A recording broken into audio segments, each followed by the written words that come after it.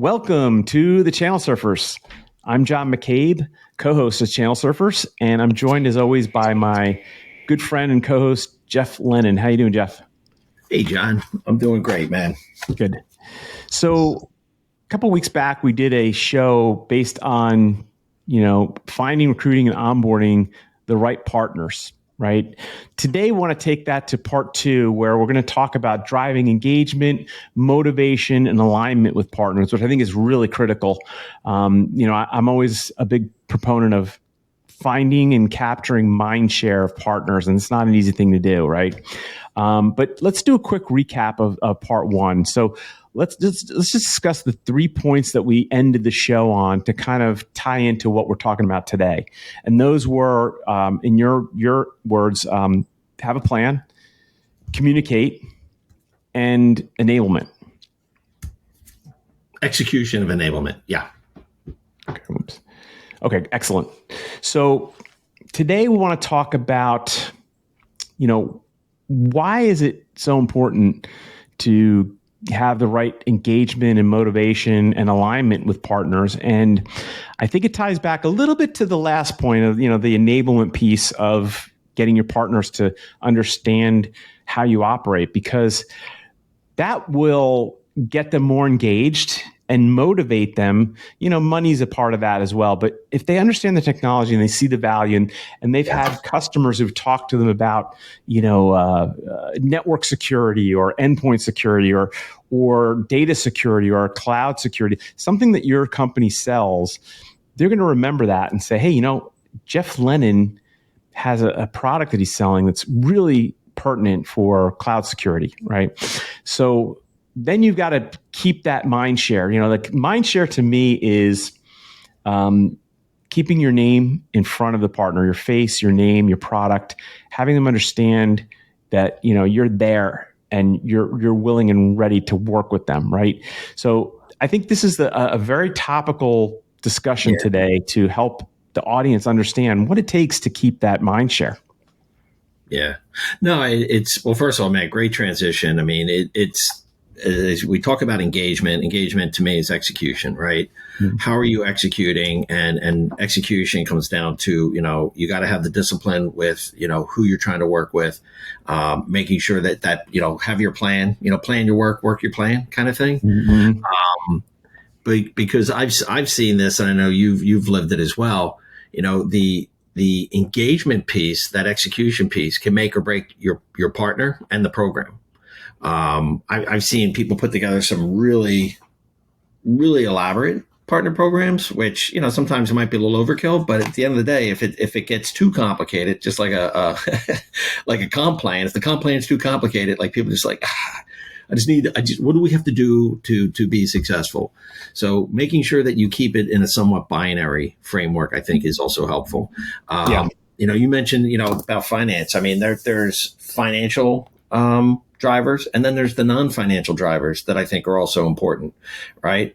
We'll talk about, I think, and I have a question for you because I thought it was interesting, but the community you talked about, engaging, you got to do events, you got to do, working with the peers, you got to do their events, you got to do the industry events, making sure that you're driving a cohesive alignment, right? Because it comes back, part of that enablement and execution is making sure that you're in front of and working with those partners on a weekly, daily basis. I had the opportunity to have a really good conversation with a VP last week for a large IoT solution provider. And, that's the challenge that they have. They're kind of, I hate to say it, they're hitting the reset button on their channel. And the good part is that they're the way they're approaching it, I think they're going to be successful because they realized, the mailing it in, which is an old saying, right?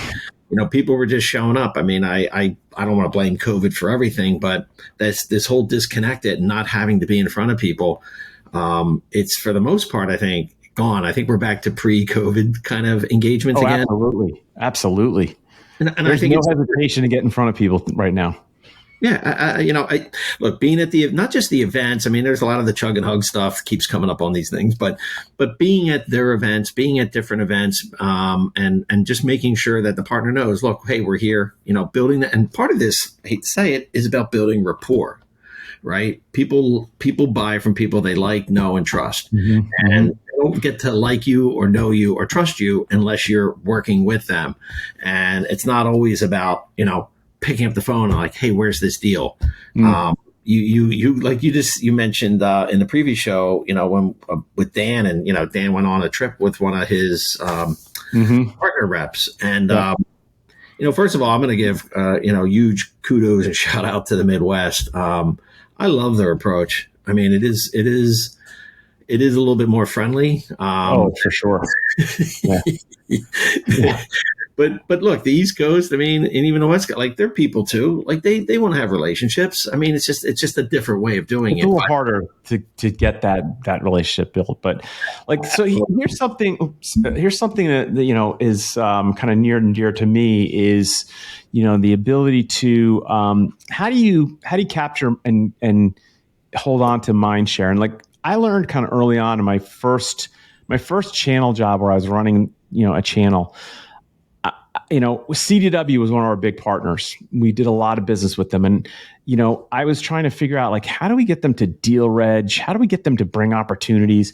And there were several things that I had to do. Like I had to go to their Chicago offices and walk the halls and walk the desk aisles and, throw down flyers and talk to the people and get on calls with them. And I was like, what else can I do? So I actually had a friend who was in the printing business, and I went to him and I said, hey, I want to get like a mouse pad done up. And on the mouse pad, I want my company name. I want the partner name. And I also want to there was a code we had. It was a deal reg code for CDW. And I said, I want that code on there. So when they have to go to deal reg, and actually, I think I had the web link for the deal reg too. I said, when they deal reg, I want them to just look at that mouse pad and be able to send a deal reg to us. So I printed up a couple hundred of them, and then I went to Chicago and I like just throw them on everybody's desk, and it actually yielded some good results. And it got us a little more mind share because they kept looking down. If they were using the mouse pad, they're like, Ignite. Let me talk to them. What do they do? Oh, they're file sharing. Oh, that's great. So we got business out of it, and it was pretty inventive. But there's so many other things you've got to do. Like we talk about all the time, events. You got to do the events. They want you to do their events. You got to be in front of them doing lunch and learns in their new offices that they're opening all the time. You see on LinkedIn, but just doing the things that get you that memory, right? Everything is muscle memory, right? Golf swing, throwing a baseball, throwing a football, it's muscle memory. So same with channel. Like you've got to have that muscle memory with your partner so they remember you and they call to mind your product when they hear data security or endpoint security, whatever they're looking for, right? What do you think is some of the other engagement motivation tactics that you would use? Well, it's not even so much. Well, it is maybe a little different. Well, first of all, the mouse pad, genius, really. I mean, that's somebody could probably go do that again. Mm-hmm. But I think you nailed it, John. It's about being memorable and showing up. Yep. You got to show up. One of the other things that I did is, you mentioned, a partner, the 3-letter acronym. There's another one in New Jersey, big 3-letter acronym. Part of it is be present. 80% of the job was just showing up. I hate to say it. And but you still have to deliver and execute when you're there, but you got to show up. And, to your point, whether it's going to, an office opening or it's a networking event or, whether it's a local, an ICS or cloud security or something, whatever these, B-sides is another one. Mm-hmm. Making sure that you try to go to them because, it's, if that's where the partner is, then you want to be there because I think you nailed it. The more they see you, the more they're going to remember you and the more you're going to be top of mind. And, making sure that you find a way to connect what you do to when you get with them. I mean, you're not always pitching or selling, but making sure they know, like, this is it. This is what I am. This is what we do. So when you have those things come up, you are top of mind, and they can slide you in. So the walking the halls. I mean, I used to go up to a couple different same thing, partners. I mean, hey, do you guys have a desk I can come and work at for a couple hours? Yeah. That's a great way. Yep. That's a perfect way to keep your mind share. I mean, I had a partner in New York where, I'm going to say it took almost 2.5, 3 months of just going to at least once a week, sometimes twice. I kind of started to use their office as, here's what's funny. Our company had an office in New York.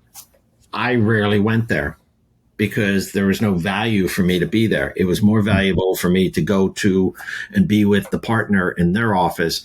And if they had a desk or a cubicle that I could use, I would show up. I would, and again, introduce myself. Hey, but start to build that rapport. Yeah. Because it's, you don't know. And again, hey, do you guys know what we do? Do you know, hey, do you guys need training? Do you need this? I created I'll call it flashcards that I had them laminated. And when I was at a company, and I would walk around and throw them on the empty desks, actually at one point when I was in a Pittsburgh office, I had push pins and I hung them up inside each of the cubicles so it looked like it belonged. Probably got me in trouble, but anyway, but no, to your point, I think it's about showing up. It is. And, way back in the day at FireEye, Presidio is one of our big, I was a national partner manager for Presidio and GuidePoint, and my tactic, and you kind of hung in there with me too, because we'd go into their New York office and sit outside the big, by the way. Yeah. And we became known as, the FireEye guys, right? And we always spent the time to talk to them. We took them to lunch, did what we had to do, but we worked out of their office, and that is critical. I try to preach that to reps as well. Like, you need to go into the partner offices and show your face and have them understand who you are. It's not that simple when you're remote. A Zoom is okay, but you really want to be able to see the face-to-face. Now that COVID is no longer a thing, it's easy to do, right? And I see all these partners opening up really brand new, shiny, spanking new offices everywhere. And that's important. That's a key signal for you to go and be there, right? And be there in that office. Right. To show up. I mean, the Presidio story, I mean, you brought up an interesting angle, which comes back to, the whole engagement, motivation, right? Making sure you have alignment. If your organization is first of all, if it's large enough that you have a national partner manager, a percentage of your time needs to also be spent supporting the field, the grassroots part of it, because you were doing Presidio and GuidePoint. That doesn't mean that that partner's now off limits to the channel manager. I saw a lot of channel managers make that mistake. I mean, between working with you at Presidio and GuidePoint, which I again back then, I mean, watching them grow to where they are, tremendous. But I got very connected with the person that was doing CDW, because there were CDW offices that were local. If I knew he was coming in, great. And sometimes I would try to use that office if I could. SHI was another one. But my point is, just because it's a national partner doesn't mean that you can't support it locally. No. You're going to get to know the reps as well. And by the way, the reason that's important is you need to, as far as the engagement and motivation piece, do you have the alignment at the rep to rep level? Are you doing, and I wasn't always a big fan of account mapping. I always gave things different names. I used to, I was more about account targeting, right? That was what I used to have the orphan. Remember the orphan list?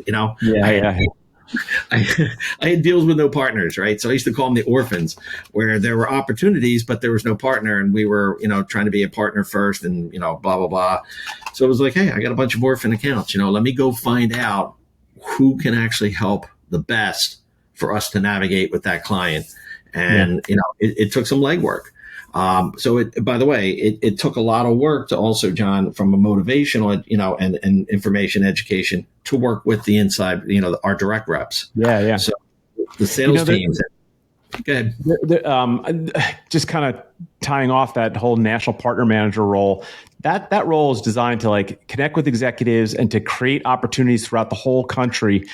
Channel managers are not excluded. I've had that rub too, and I thought, like, I'm here to help you. Like, I'm here to get you, find opportunities in each region so you can engage, right?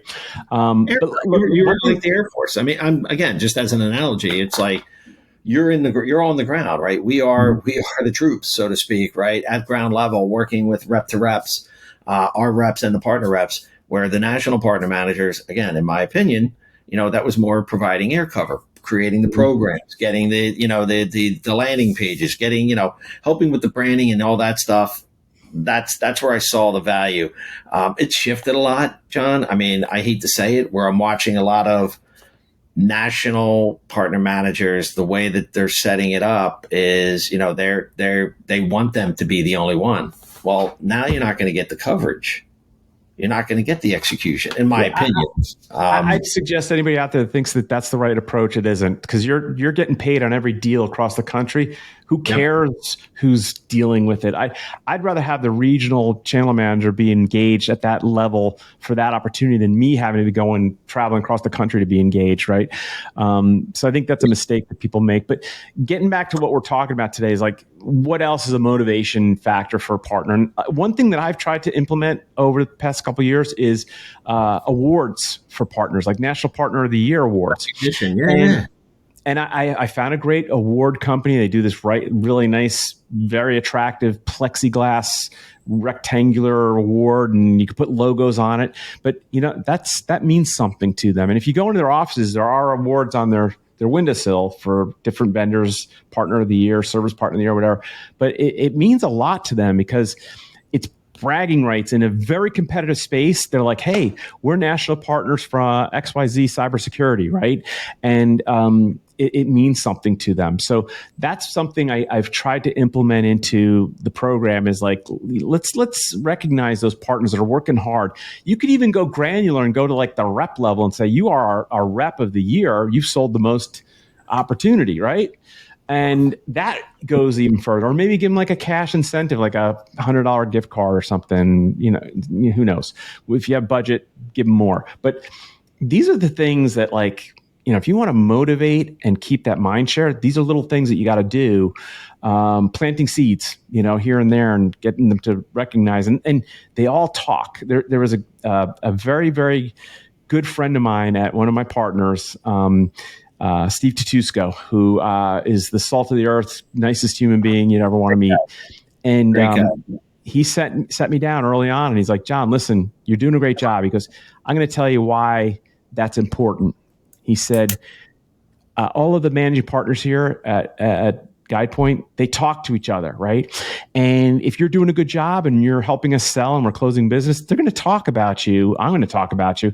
And pretty soon they'll all know who you are. Like, that's what you should strive for as a partner manager or building a program. Like, you want to be able to have people talk amongst themselves in the corridors, so they can give you the business or understand your business and call you when they need that type of product to present to their customers. Absolutely. Sorry, no, go ahead. I mean, I'm 100% agreeing with you. I mean, look, it's the conversations that you're not in. It's the water cooler, behind the scenes, whatever you want to call it. Those conversations, what you just described. Look, if you're doing the right thing and you're being present and you're providing support, and if something happens, like I said, call. I'm the guy. You got a problem? I don't care what. Just call. I used to tell people that even though they were national, if you ever get a problem, just give me a call. Like, I'll help you figure it out. Like.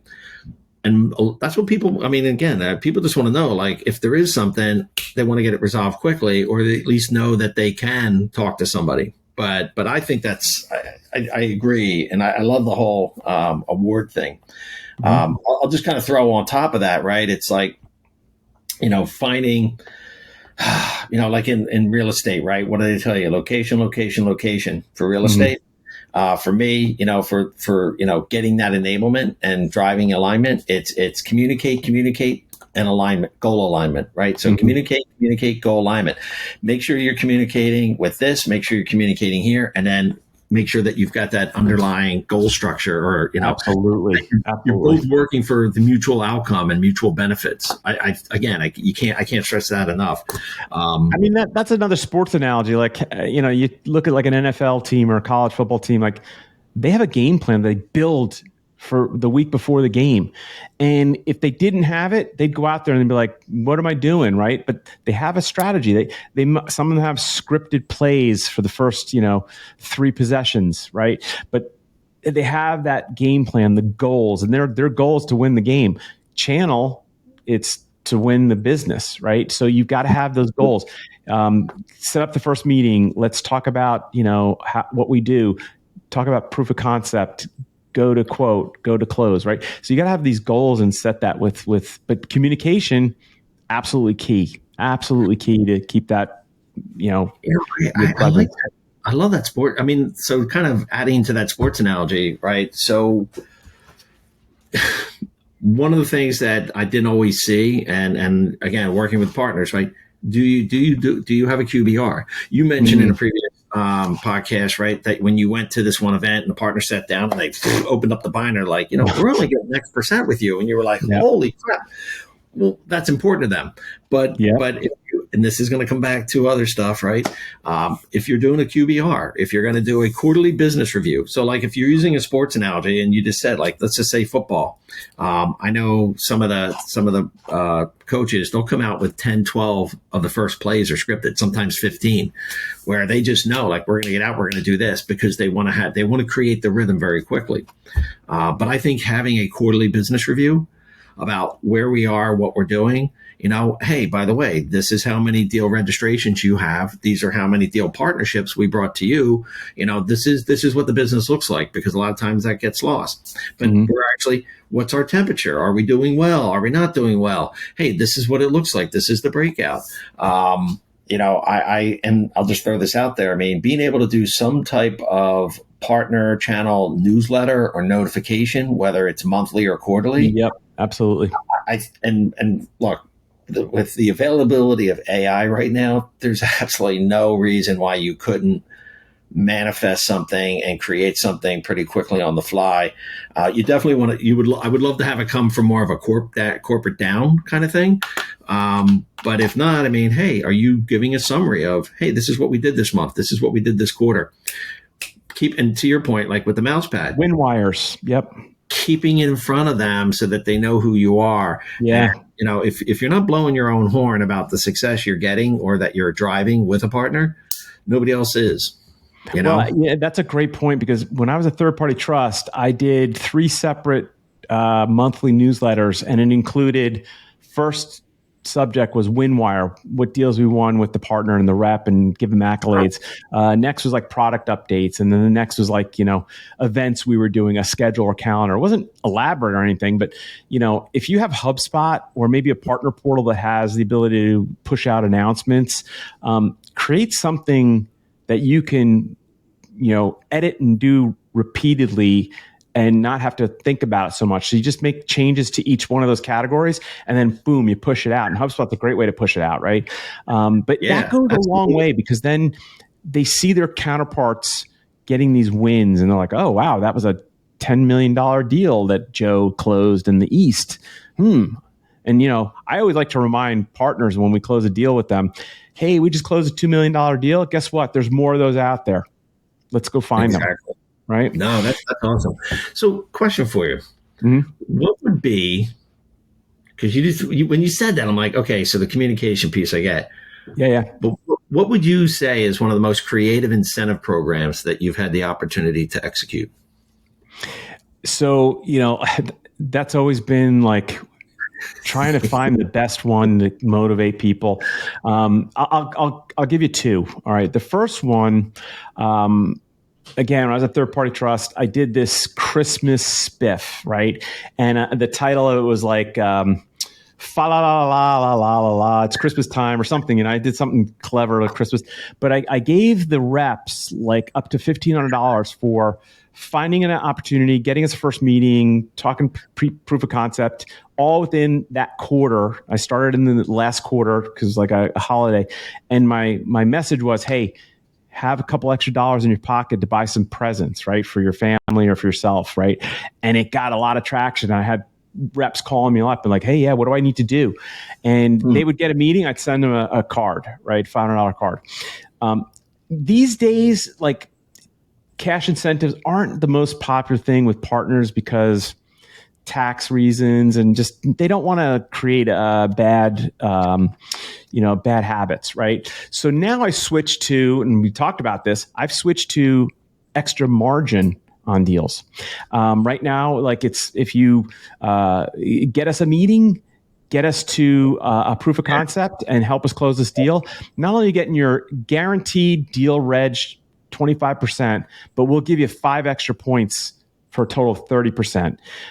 If you're looking at GPs and 30% gets you past your GP and you're hitting your numbers, that's a win-win, right? So those are really resonating right now with partners, the extra margin that you can give them. And it's like, I try to communicate it like, this is live. It's, let's do this. Let's, talk about, strategizing on accounts that will, get us that meeting. Right. But yeah, those are kind of two of the ones that I've done that have hit. I'm straying away from the cash incentives though, because it's a lot of different reasons, but. Well, there's. I think you nailed it, though. I mean, it gets complicated. There's tax implications, and it just, yeah. I mean, again, keep it simple, right? Mm-hmm. The easier and simpler you can make it for both them and for yourself, and it also allows for repeatability. Yeah. I'll just throw this out there, and I'm going to butcher the name. And I'm sitting here, and I'm having pardon my French, a brain fart, but. When I was at a partner, they came out with I keep thinking body bag, but it was for the deals. If you had a deal that was X amount, like if it was over 500K, mm-hmm. there was this, you would get this additional amount. Yeah. Oh, it was the, I know what you're talking about. It was like margin and then additional margin for over a certain amount of dollars. And like, it was like the pillars or I know what you're talking about. And it was, so if it was 500K, it was this, mm-hmm. 750 was this. If it was over $1 million, like you would get X.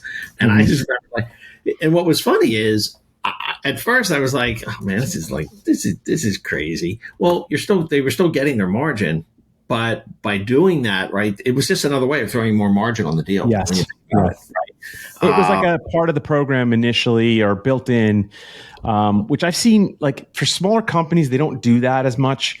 Bigger companies can do that because their deals are bigger and they can, they have the marketing dollars to promote it. Whereas I don't see that as a small company type of incentive. Like you have to give straight, clear, concise margins. One of my old bosses from FireEye was a big fan of just two margins, deal reg, vendor source, not gold, silver, and tiers and all that. I don't do that anymore. But I think, you've, as a small company, you got to be creative. You got to figure out a way that like rings true and can help them, do what we're talking about, motivate and engage. And I think more money on a commission check is more important than a $500 gift card that, you go through and, one sitting on Prime Day at Amazon.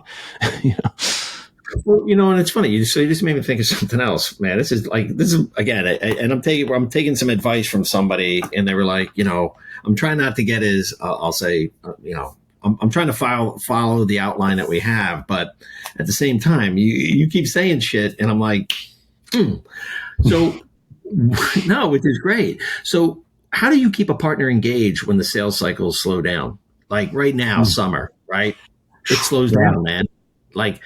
And most people are like, oh, well, we'll circle back because we're getting into show season, man. Where, it's like, you're going to have a couple shows coming up, in the next over the next 2.5, 3 months. And it's just like, well, not all the national stuff, but what is something or one or two tricks, things that you've done to engage when the partner process or the sales process or sales cycle slows down?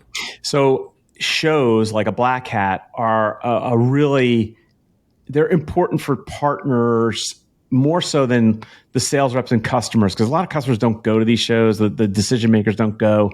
I think it's more of the technical people that get certified. But from a partner standpoint, like I set up meetings. I make sure to meet with all my important partners that are going and kind of touch base and figure out where we're going and what we're doing. You could sponsor happy hours. Years ago when I was at what was it? XM Cyber, Guy Point.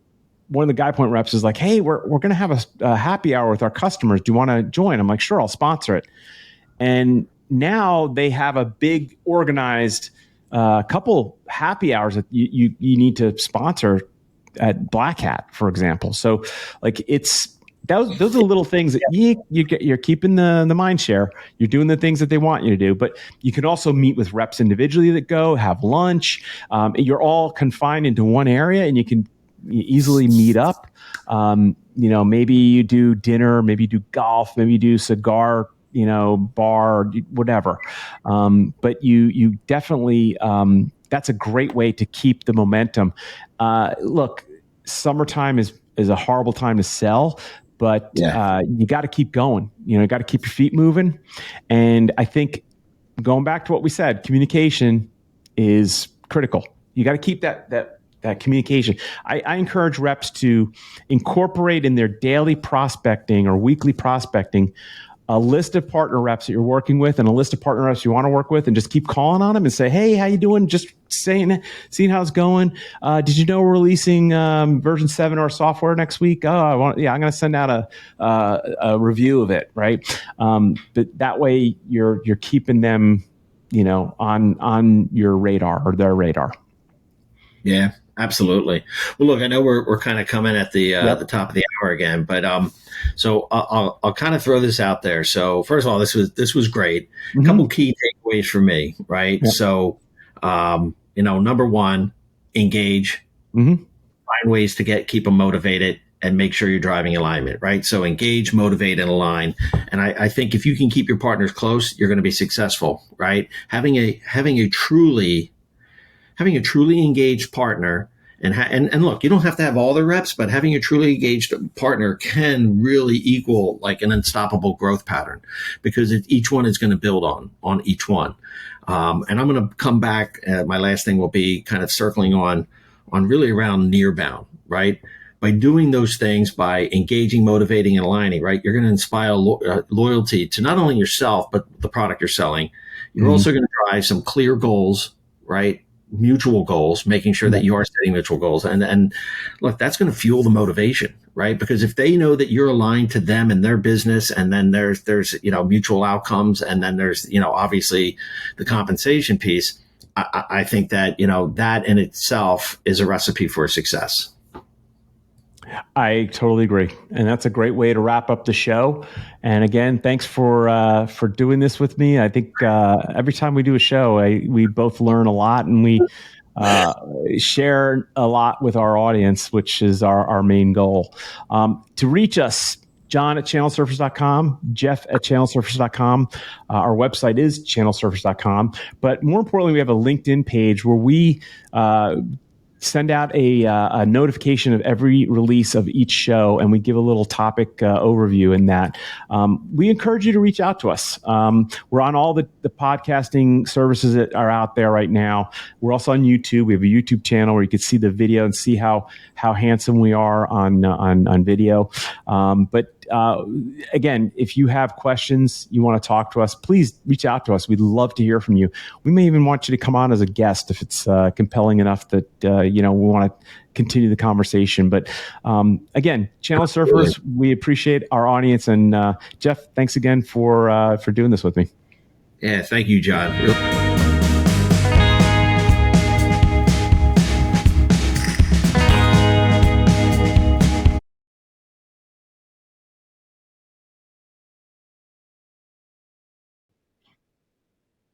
Good deal. Thanks, guys.